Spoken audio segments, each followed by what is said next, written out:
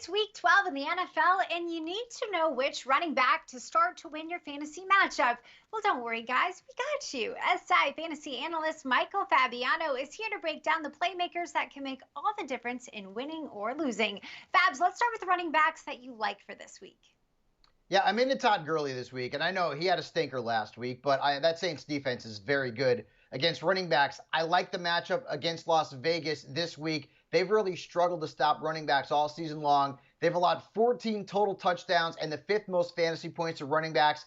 5 running backs, Kaitlin, have scored at least 18 fantasy points against this defense. So start Todd Gurley.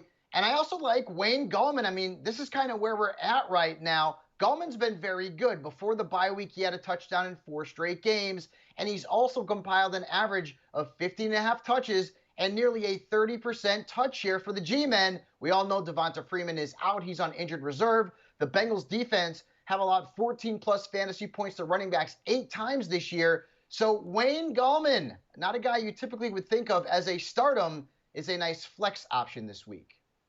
All right, I like that. Well, other running backs that you can start this week are Antonio Gibson and Savon Ahmed. But Fabs, which running backs should fantasy managers just leave on their bench? Melvin Gordon is a guy you probably have to play. I get it. He had a good game last week. He had a couple of touchdowns. But that Saints defense that I mentioned is very good. I mean, in fact, they have allowed the second fewest fantasy points to running backs. And also keep this in mind. Now, Gordon was good last week, but he basically split snaps and touches down the middle with Phillip Lindsay against Miami. So Gordon's not going to get a true featured workload. So I'd beware of Melvin Gordon. Same thing with Damian Harris. Now, he's seen a decent touch share for the Patriots over his last 4 games at about 29%.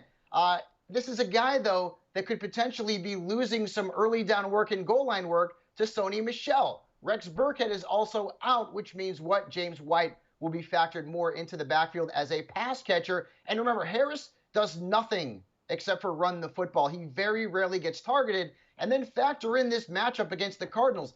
This could be a very high-scoring game, which means a lot of passing, not a lot of running. So James White could actually be the better of the Patriots running backs from a fantasy perspective this week. So if Sony Michel is active for the Patriots, Damian Harris is a fade for me. All right, well, 2 more fades for you are is Darrell Henderson versus the 49ers and Devil Singletary versus the Chargers. Thank you so much for joining me, Fabs, and for the insight. For more insight and Sports Illustrated's award-winning weekly player rankings, get your membership to SI Fantasy Plus for just $14.99 a month.